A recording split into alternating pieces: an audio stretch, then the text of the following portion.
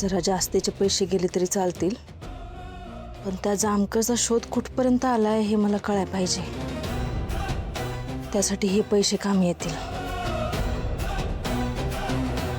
चांगलंय, ज्या खुनांचा शोध जामकर घेतोय त्यांचेच पैसे वापरून मला त्या खुनांच्या आरोपापासून लांब जाता येते.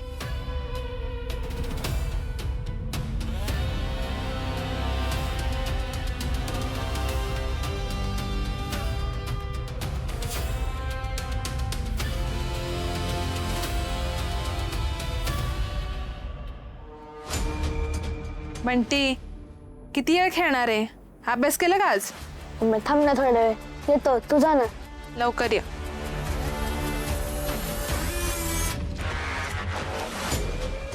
या ना टेलर. माफ करा, घर जरा साधच आहे. अहो, घराचं काय घेऊन बसलाय तुम्ही?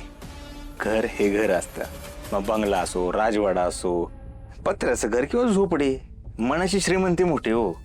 ते भी आहे. मी चहा टाकते, तुम्ही बसा. एक विचारू का? काय?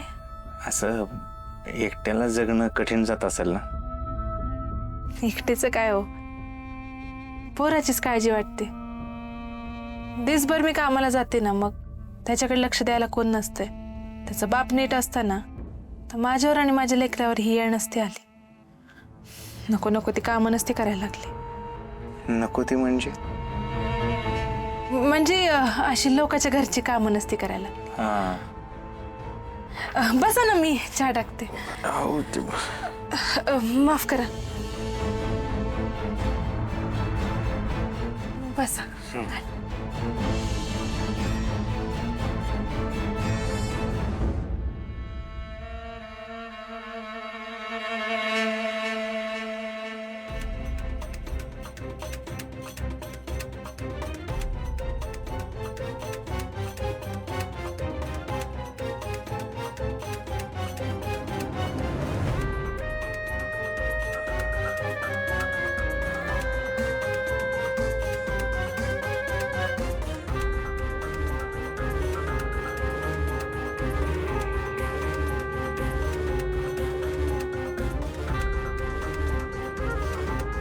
पण तुम्ही काही काळजी करू नका बरं का.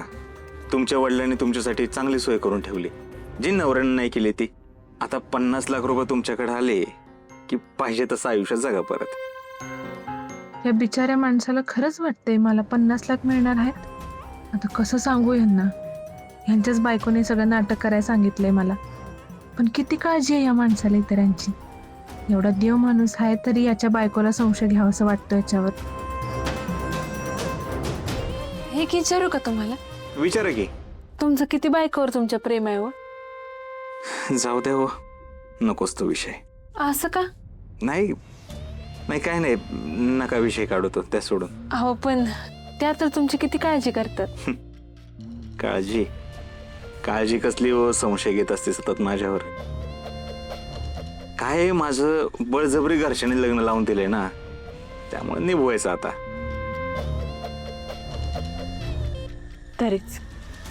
तरीच म्हणजे? नाही म्हणजे तरीच तुम्ही खुश नाही दिसत ना, म्हणून म्हटलं. अहो, खुश असं कसं खुश असणार सांगा बरं? तुम्ही आहात का तुमच्या नवऱ्याकडनं खुश? तुम्हाला तुमच्या नवऱ्याकडनं काहीतरी अपेक्षा असतीलच की, जसं मला माझ्या बायकोकडनं.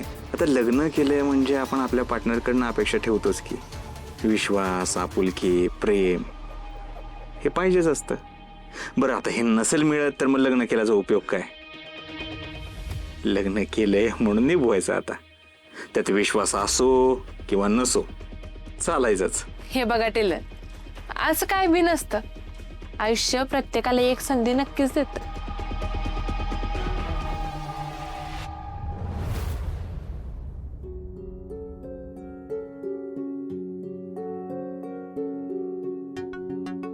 काय साकेत, कसं वाटतंय?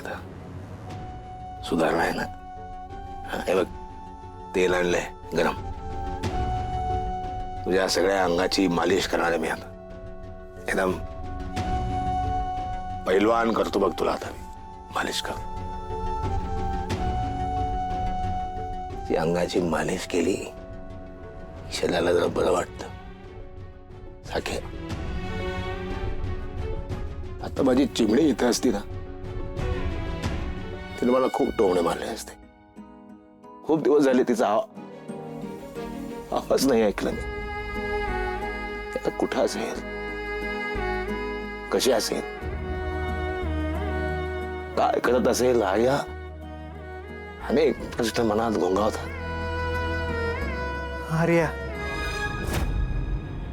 हो हा आर्याबद्दल बोललो मी. तुला माहितीये तिचा कुणी मित्र होता, ती सगळं तुला शेअर करायची ना. कोण होता तिचा मित्र? काय त्याचं नाव? त्याचं नाव काय माहितीये तुला? देवी.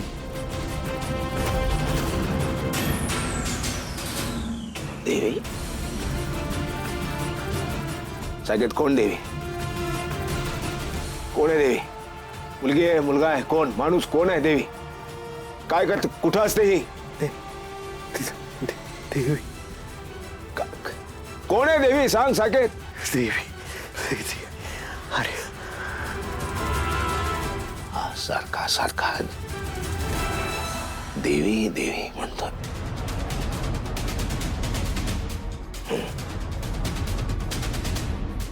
सोडलं पाहिजे, शोधलं पाहिजे, हे याच्या तळाशी गेलं पाहिजे. या आर्याचा आणि देवीचा काय संबंध आहे?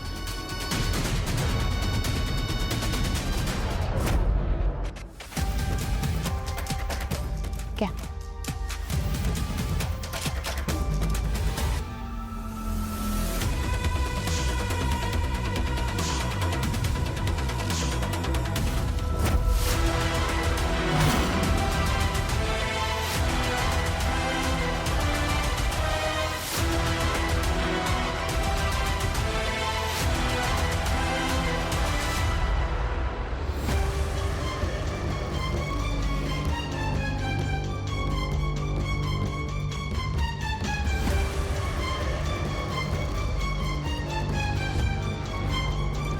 काय करता इथं? अहो ताई, मीच त्यांना बोलवलं होतं चहा प्यायला. का? त्यांना घरी चहा नाही मिळत का? दुकानापाशी नाही मिळत? समोरच लकी भाऊजींचं दुकान आहे ना, पाहिजे तेवढा चहा मिळतो. इथे यायची काय गरज होती? का तू ज्या पद्धतीने चहा देतेस ते आवडलंय त्यांना? ताई काय बोलताय तुम्ही? माझं काम होतं त्यांच्याकडे म्हणून बोलवलेलं. कसलं काम? अहो उद्या बँकेत जायचं इन्शुरन्सच्या कामासाठी. ते कागदपत्र वगैरे मला नाही समजत, तेच बघायला बोलवलं होतं त्यांना मी. मग आधी सांगायचं ना.